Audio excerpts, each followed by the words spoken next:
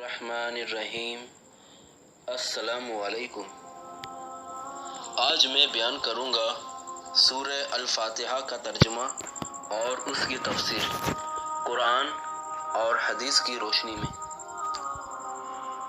سورہ الفاتحہ آیت نمبر 1 میں اللہ تعالیٰ فرماتے ہیں، بسم اللہ الرحمن الرحیم۔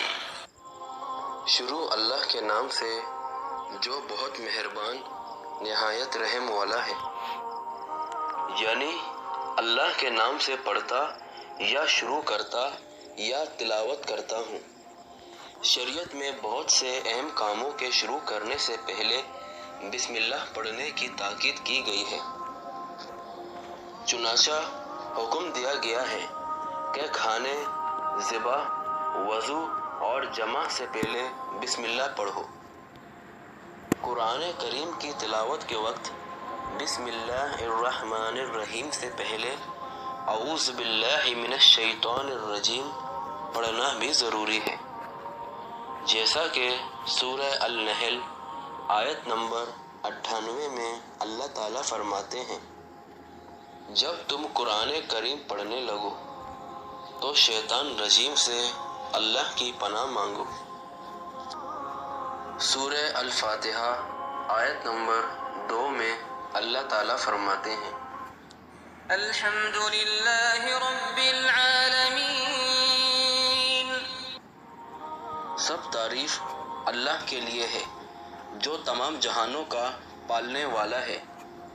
یعنی تمام تعریفیں اللہ کے لیے ہیں، کیونکہ تعریف کا اصل مستحق اور حقدار صرف اللہ تعالیٰ ہے۔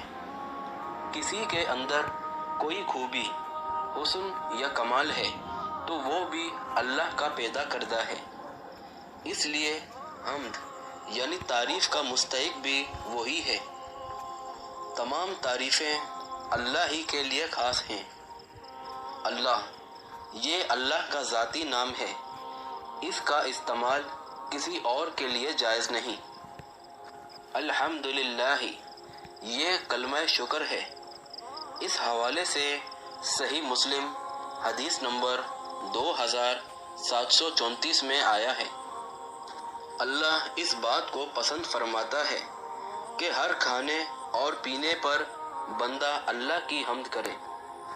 رب اللہ تعالیٰ کے اسماء حسنی میں سے ہے، جس کے معنی ہیں ہر چیز کو پیدا کر کے اس کی ضرورت مہیا کرنے اور اس کو تکمیل تک پہنچانے والا۔ للعالمین، عالم جہاں کی جمع ہے۔ ویسے تو تمام خلائق کے مجموعے کو عالم کہا جاتا ہے، اسی لیے اس کی جمع نہیں لائی جاتی، لیکن یہاں اس کی ربوبیت کاملہ کے اظہار کے لیے عالم کی بھی جمع لائی گئی ہے، جس سے مراد مخلوقات کی الگ الگ جنسیں ہیں، مثلاً عالم جن، عالم انس، عالم ملائکہ اور عالم وحوش و طیور وغیرہ۔ ان تمام مخلوقات کی ضرورتیں ایک دوسرے سے قطعاً مختلف ہیں، لیکن رب العالمین سب کی ضروریات ان کے احوال و ظروف اور طبع و اجسام کے مطابق مہیا فرماتا ہے۔ سورہ الفاتحہ آیت نمبر 3 میں اللہ تعالیٰ فرماتے ہیں، الرحمن الرحیم۔ بہت بخشش کرنے والا، بڑا مہربان۔ کہا جاتا ہے دنیا میں اس کی رحمت عام ہے، جس سے بلا تخصیص کافر اور مومن سب فیضیاب ہو رہے ہیں، اور آخرت میں وہ صرف رحیم ہوگا، یعنی اس کی رحمت صرف مومنین کے لیے خاص ہوگی، جیسا کہ سورہ الاعراف آیت نمبر 156 میں اللہ تعالیٰ فرماتے ہیں، میں وہ رحمت ان لوگوں کے لیے ضرور لکھوں گا جو اللہ سے ڈرتے ہیں، زکوٰۃ دیتے ہیں اور جو ہماری آیتوں پر ایمان لاتے ہیں۔ سورہ الفاتحہ آیت نمبر 4 میں اللہ تعالیٰ فرماتے ہیں، مالک یوم الدین۔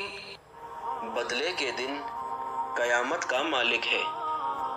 دنیا میں بھی اگرچہ مکافات عمل کا سلسلہ ایک حد تک جاری رہتا ہے، تاہم اس کا مکمل ظہور آخرت میں ہوگا، اور اللہ تعالیٰ ہر شخص کو اس کے اچھے یا برے اعمال کے مطابق مکمل جزا اور سزا دے گا۔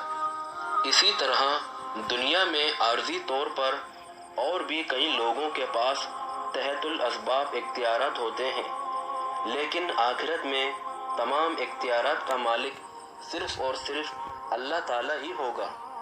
سورہ الفاتحہ آیت نمبر 5 میں اللہ تعالیٰ فرماتے ہیں، إياك نعبد وإياك نستعين۔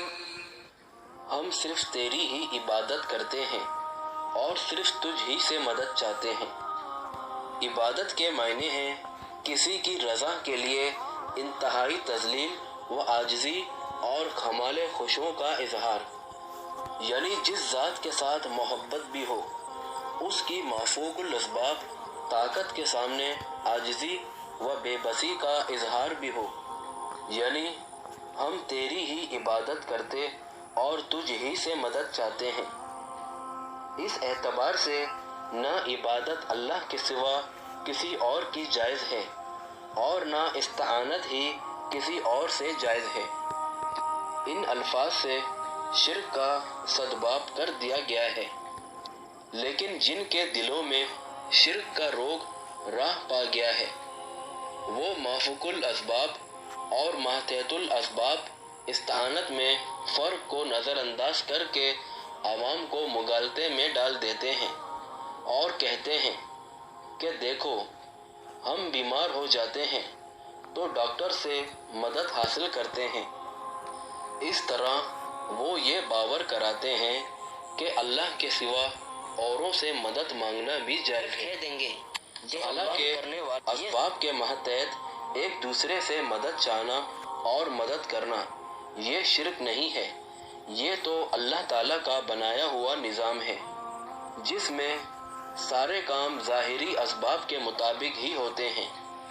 حتیٰ کہ انبیاء بھی انسانوں کی مدد حاصل کرتے تھے، جیسا کہ حضرت عیسیٰ علیہ السلام نے فرمایا سورہ الصف آیت نمبر 14 میں، اللہ کے دین کے لیے کون میرا مددگار ہے؟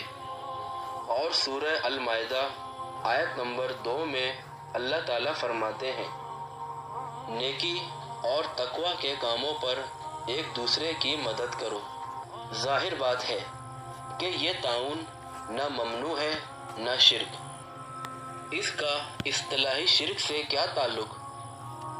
شرک تو یہ ہے کہ ایسے شخص سے مدد طلب کی جائے جو ظاہری اسباب کے لحاظ سے مدد نہ کر سکتا ہو، جیسے کسی فوت شدہ شخص کو مدد کے لیے پکارنا، اس کو مشکل کشا اور حاجت رواں سمجھنا، اور دور اور نزدیک سے ہر ایک کی فریاد سننے کی صلاحیت سے بہراور تسلیم کرنا۔ اس کا نام ہے مافوق الاسباب طریقے سے مدد طلب کرنا، اور اسے خدائی صفات سے متصف ماننا۔ اسی کا نام شرک ہے، جو بدقسمتی سے محبت اولیاء کے نام پر مسلمان ملکوں میں عام ہے۔ توحید کی مختلف قسمیں ہیں، جیسا کہ توحید ربوبیت۔ توحید ربوبیت کا مطلب ہے کہ اس کائنات کا خالق، مالک اور رازق صرف اللہ تعالیٰ ہے، جیسا کہ سورہ یونس آیت نمبر 31 میں اللہ تعالیٰ فرماتے ہیں، اے پیغمبر، ان سے پوچھیں کہ تم کو آسمان اور زمین میں رزق کون دیتا ہے، یا تمہارے کانوں اور آنکھوں کا مالک کون ہے، اور بے جان سے جاندار اور جاندار سے بے جان کون پیدا کرتا ہے، اور دنیا کے کاموں کا انتظام کون کرتا ہے؟ جھٹ کہہ دیں گے کہ اللہ، یہ سب کام کرنے والا اللہ ہے۔ اور سورہ الزمر آیت نمبر 38 میں اللہ تعالیٰ فرماتے ہیں، اگر آپ ان سے پوچھیں کہ آسمان اور زمین کا خالق کون ہے، تو یقیناً یہی کہیں گے کہ اللہ، اور سورہ المومنون آیت نمبر 84 اور 79 میں اللہ تعالیٰ فرماتے ہیں، اگر آپ ان سے پوچھیں کہ زمین اور زمین میں جو کچھ ہے یہ سب کس کا مال ہے، ساتوں آسمان اور عرش عظیم کا مالک کون ہے، ہر چیز کی بادشاہی کس کے ہاتھ میں ہے، اور وہ سب کو پناہ دیتا ہے اور اس کے مقابل کوئی پناہ دینے والا نہیں، ان سب کے جواب میں یہ یہی کہیں گے کہ اللہ، یعنی یہ سارے کام اللہ ہی کے ہیں۔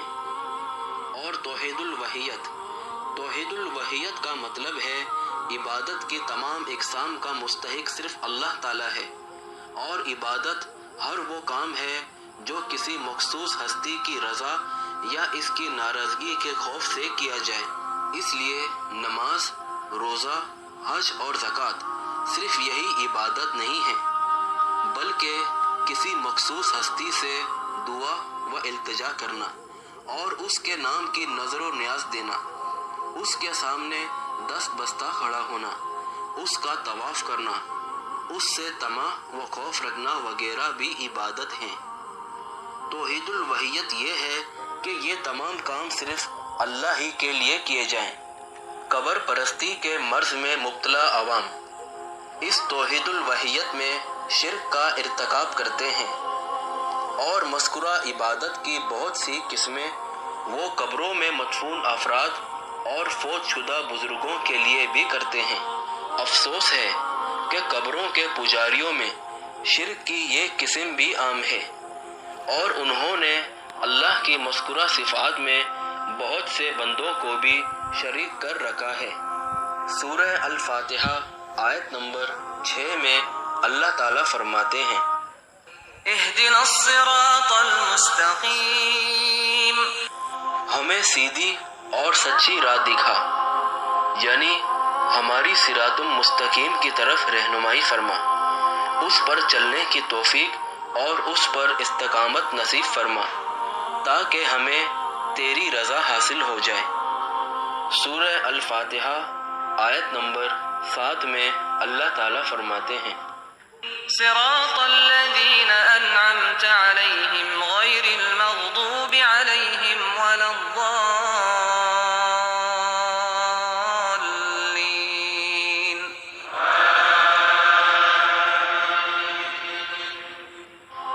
ان لوگوں کی راہ جن پر تو نے انعام کیا، ان کی نہیں جن پر غضب کیا گیا، اور نہ گمراہوں کی۔ جو لوگ اللہ اور اس کے رسول صلی اللہ علیہ وآلہ وسلم کی اطاعت کرتے ہیں، وہ قیامت کے روز ان لوگوں کے ساتھ ہوں گے جن پر اللہ نے انعام کیا، یعنی انبیاء، صدیقین، شہداء اور صالحین، اور ان لوگوں کی رفاقت بہت ہی خوب ہے۔ اس آیت میں یہ بھی وضاحت کر دی گئی ہے کہ انعام یافتہ لوگوں کا یہ راستہ اطاعت الہی اور اطاعت رسول اللہ صلی اللہ علیہ وآلہ وسلم ہی کا راستہ ہے، نہ کہ کوئی اور راستہ۔ اور سورہ فاتحہ کے آخر میں آمین کہنے کی نبی صلی اللہ علیہ وآلہ وسلم نے بڑی تاکید اور فضیلت بیان فرمائی ہے۔ اس لیے امام اور مقتدی ہر ایک کو آمین کہنی چاہیے۔ نبی کریم صلی اللہ علیہ وآلہ وسلم جہری نمازوں میں اونچی آواز سے آمین کہا کرتے تھے، اور صحابہ کرام رضی اللہ تعالیٰ عنہ بھی، حتیٰ کہ مسجد گونج اٹھتی۔ اور یہ تھا سورہ الفاتحہ کا ترجمہ۔